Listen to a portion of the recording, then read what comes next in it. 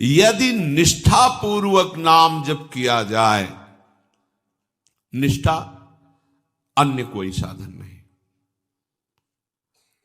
आप अपना क्या दूसरों के भी प्रारब्ध को नष्ट कर सकते हैं, इतनी सामर्थ्य है।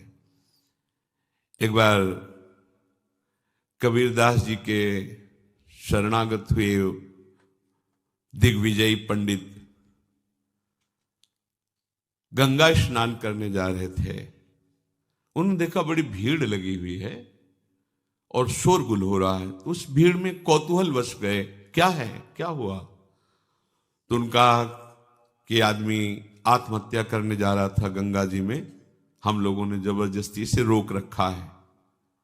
वो कमर में पत्थर बांधे हुए बिल्कुल कगार पे खड़ा हुआ था, लोगों ने पकड़ रखा था। हुआ, भाई आप ऐसा क्यों कर रहे हैं? आत्महत्या सबसे निंदनीय महापाप है, इसको बहुत भोगना पड़ता है। आप ऐसा न समझिए कि शरीर छूट जाएगा तो आप सुखी हो जाएंगे, बहुत दुर्गति भोगनी पड़ेगी। क्यों आत्महत्या करना चाहते हो? तो उनका, मेरे शरीर में गलित कुष्ठ तुम्हें दिखाई नहीं दे रहा, इसकी दुर्गंध से मैं ही इतना पीड़ित हूं। दर्द तो है ही, पर इतनी दुर्गंध है कि बस मृत्यु ही मुझे अच्छी लग रही है। कोई औषधि काम नहीं कर रही, कोई मेरे से बात नहीं करता, कोई मेरे नजदीक नहीं आना चाहता। बोलो मैं ऐसी जिंदगी कैसे धारण करूं? मैं खुद उब गया हूं इस जीवन से, पूरा शरीर सड़ रहा है, इतनी भारी दुर्गंध है, कोई नजदीक नहीं आता, कोई मुझे प्यार नहीं करता, कोई मेरी सेवा नहीं करता, कोई मेरे से बात नहीं। अब कैसे मैं जीऊं? देख लो, कर्म का फल देख लो। आप आज स्वस्थ हैं तो आप भजन छोड़कर मनमानी आचरण कर रहे हैं। कल जब ऐसे कर्म फल की स्थिति आएगी जो आप कर्म किए हैं, कि आपसे कोई बात भी नहीं करेगा, आपके पास भी नहीं कोई बैठेगा, आप खुद जीना नहीं चाहेंगे, वो कर्म आपको इतना दंड देगा। इसलिए सावधान रहो। अवश्य में वो भोक्तव्यम कृतम कर्म शुभाशुभम, जो आपके शुभ अशुभ कर्म है वो आपको भोगने पड़ेंगे यदि सावधान नहीं रहे। उन्होंने कहा कि तुम भगवान नाम की महिमा को जानते नहीं हो। यदि नाम महिमा जानते तो तुम आत्महत्या करने के लिए न जाते। छोड़ो पत्थर, मैं जो कह रहा हूं मेरी बात मानो। कमर से रस्सी से में जो पत्थर बांधा था छोड़ दिया। बोले खड़े हो गंगा जी में और राम डुबकी लगाओ, राम डुबकी लगाओ। 3 बार बोले, एकदम खत्म। ये उनकी कोई सुकृत नहीं थे जिसके शरीर में गलित कुष्ठ था। एक तो ये महान विद्वान शास्त्रज्ञ, दूसरी बात गुरु कृपा पात्र, तीसरी बात नाम महिमा को समझ चुके थे कबीरदास जी के द्वारा। कबीरदास जी ने इन्हीं को परास्त किया था। ये दिग्विजयी पंडित थे, कोई इनके सामने टिकता नहीं था, सब शास्त्र इनकी जिह्वा पे विराजमान थे। काशी के विद्वान घबरा गए कि अगर काशी को पराजित कर दिया तो बहुत बड़ी ये निंदा का विषय होगा, क्योंकि ज्ञान समुद्र काशी है। उनका इससे तो जीत पाना बड़ा कठिन, इसकी तो जिह्वा पे सरस्वती बैठी हुई है। उन्होंने कहा कि यदि हमारे यहाँ के सबसे बड़े पूज्य महापुरुष कबीरदास जी अगर वो हार गए तो पूरी काशी हार गई। तुम उनको परास्त करो जाकर। यहां किस किस से आप विद्वता पूर्वक वाक युद्ध करेंगे? एक से एक विद्वान है, सालों लग जाएगा। हम सब सहमति देते हैं कि आप कबीरदास जी को परास्त कर दे, मानो वाराणसी परास्त हो गई। ठीक है, कबीरदास जी के पास गए। उन्होंने कहा शास्त्रार्थ करना चाहते हैं? हमें शास्त्र कहां आता है। कबीरदास बोले पराजय लिख दो, इसमें दस्तखत कर दो। वहां करवा लो जहां दस्तखत। बोले काशी के विद्वानों ने कहा है कि आपकी पराजय पूरी काशी की पराजय। तो बोले फिर रुक जाओ, हम तुमसे प्रश्न करते हैं कि पढ़ के समझे हो या समझ के पढ़े हो? अब जो हरि के चरणारविंद के प्रेम में डूबा हुआ है उसकी वाणी सरस्वती भी नहीं समझ सकती। पहली बार उसकी बातें ही समझ में नहीं आई कि बाबा प्रश्न क्या कर रहे हैं। फिर हाथ जोड़ा, कहा महाराज एक बार फिर प्रश्न कीजिए। तो उन्होंने कहा पढ़ के समझे हो कि समझ के पढ़े हो। जैसे कोई किसी को स्तंभित कर दे मंत्र के द्वारा, बुद्धि ही काम नहीं कर रही, पूरी सभा लगी हुई है कौतूहल देखने के लिए। अब वो ये शास्त्र खोले वो शास्त्र खोले, कुछ कहा महाराज हमारे तो प्रश्न ही की धरा समझ में नहीं आ रही। बोले तो उत्तर क्या दोगे, शास्त्रार्थ क्या करोगे, जब प्रश्न की ही धरा तुम्हें समझ में नहीं आ रही तो व्यर्थ में अभिमान लिए घूम रहे हो दिग्विजयी का। पढ़ के समझे हो कि समझ के पढ़े हो। हम तुम्हें बताते हैं तुम ना पढ़ के समझे हो ना समझ के पढ़े हो। अगर समझ के पढ़े होते तो सब शास्त्रों का सार है भगवान के नाम में प्रेम, भगवान के चरणों की भक्ति। अगर पढ़ के समझे होते तो अब तक समझ गए होते कि सबका शास्त्रों का सार क्या है, तुम समझ ही नहीं पाए। उन्होंने उसी समय सब गंगा जी में शास्त्र प्रवाहित कर दिए और श्री चरणों का कबीरदास जी के आश्रय ले लिया, शिष्य बन गए और नाम जप करने लगे। उनकी ये निष्ठा कि 3 बार नाम, ये उनकी निष्ठा, उससे उनका गलित कुष्ठ चला गया। अब ये बड़े आनंदित होकर कबीरदास जी के पास पहुंचे और कहा भगवान एक गलित कुष्ठ शरीर वाला आत्महत्या करने जा रहा था, तो आपकी कृपा से नाम महाराज के प्रभाव से 3 बार नाम बुलवाने पर वो गंगा में डुबकी लगाते ही पवित्र शरीर और निरोग शरीर हो गया उसका, और बहुत प्रसन्न हो गया। और उसको भी हमने कहा नाम जप करो। कबीरदास जी ने कहा तुमने नाम की महिमा जानी? अरे ये केवल नामाभास से ठीक हो सकता था, तुमने 3 बार बुलवाया है। नामाभास से ये नाम की अपार, जौहरी ही तो हीरा का कीमत जानता है कि क्या है, हीरे की वक़्त तो जौहरी जानता है। ऐसे ही भगवत प्रेमी महात्मा जानते हैं कि नाम का प्रभाव क्या है।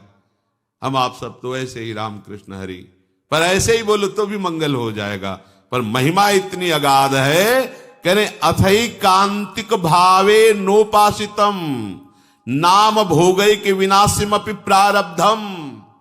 पर इसमें शर्त है, इसमें शर्त है अथई कांतिक, एकांतिक, अर्थात अब कोई आश्रय नहीं, कोई भरोसा नहीं, केवल नाम का आश्रय, केवल नाम का भरोसा। इसे कहते हैं निष्ठा। निष्ठा पूर्वक जपा हुआ नाम भोग के द्वारा ही विनाश से प्रारब्ध कर्म को भोग के बिना ही नष्ट कर देता है। ये बड़ी बात है। तो आप कहेंगे कि बड़े बड़े संतों को बड़े बड़े रोग पाए गए, कैंसर, अमुक अमुक अमुक, तो क्या इन्होंने नाम जप नहीं किया क्या? हाँ, जान गए, नाम जप के प्रभाव से जान गए कि ये शरीर मैं नहीं हूं, ये शरीर मेरा नहीं है, ये पानी का बुलबुला जैसा है, कुछ समय के लिए मिला फूट जाएगा। अब इसके लिए सच्चिदानंद में नाम का प्रभाव क्या रखना?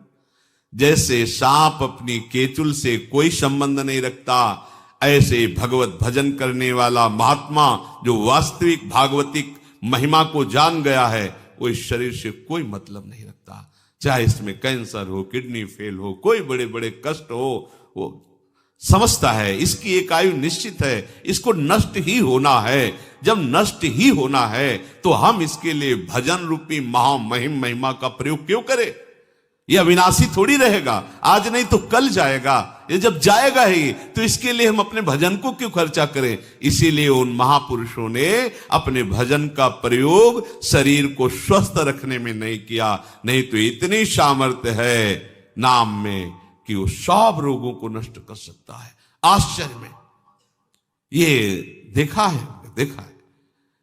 वो रोज सुबह आ जाता था, गले में कैंसर था, गांव का आदमी था, सरकार बहुत पीड़ा है, पैसा नहीं है, डॉक्टर कहते हैं लाखों रुपया लगेगा ऑपरेशन इसमें। वो तभी आता है, वो उनका समय था, बम्बुल की दतून करते थे, घंटों ऐसे भाव में डूबे। ऐसे चेतना एक दिन थूक दिया, रोज परेशान कर, चल भाग, खत्म कैंसर।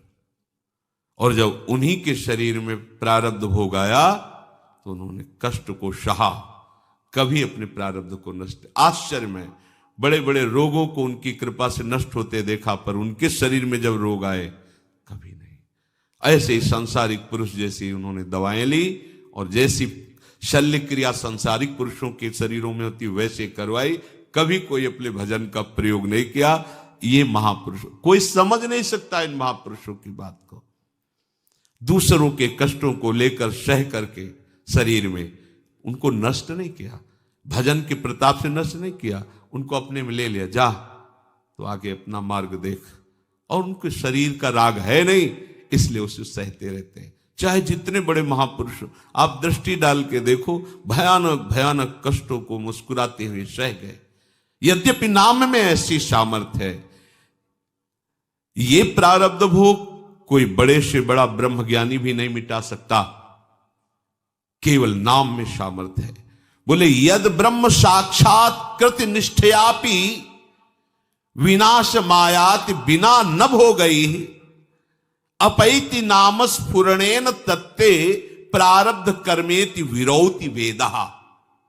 आहा, प्रारब्ध कर्म जो भोग के बिना ब्रह्मनिष्ठ तैल धारावत ब्रह्माकार जिनकी वृत्ति है, वो भी नष्ट नहीं किए, नष्ट नहीं कर पाए।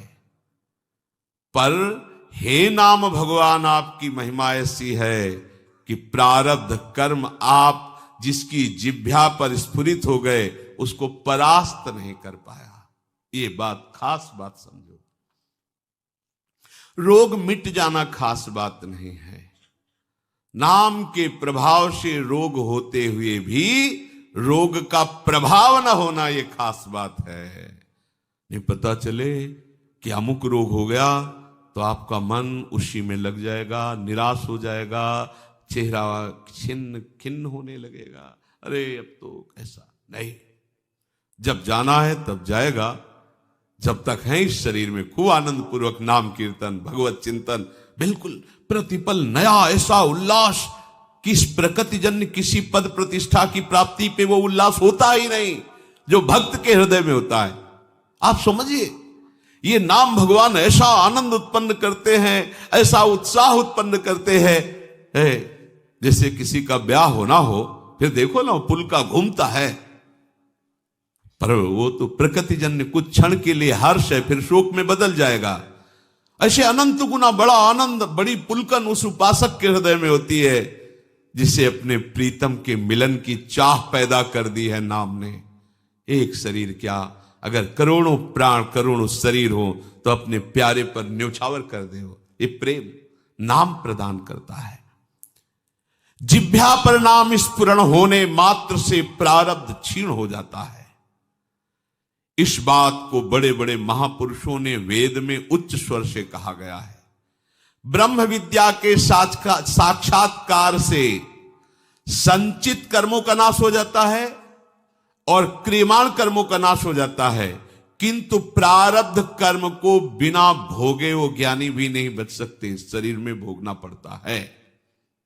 पर यदि भक्त चाहे, जो नाम जप करता है, वो बिना भोगे प्रारब्ध को नष्ट कर सकता है। जितना चाहे उतना भोगे, जितना चाहे, ना चाहे तो बिल्कुल नहीं। वो पूज्य श्रीधर बाबा के जब चरण सेवा करने रात्रि में जाते थे तो एक बार उन्होंने सुनाया था कि राधा कुंड की संत भगवान एक सेवा करते थे, सोहनी लगाते पूरे राधा कुंड में, कोई थूक दिया, कोई कुछ ऐसे उठा के साफ करते थे, भिक्षावृत्ति से खूब नाम जप करते थे। एक दिन उनके सामने एक काला आदमी आया जो दुर्गंध युक्त था। बाबा भजन में बैठे थे, राधा कुंड का दर्शन करते हुए भजन कर, क्या बात है, क्यों खड़ा है?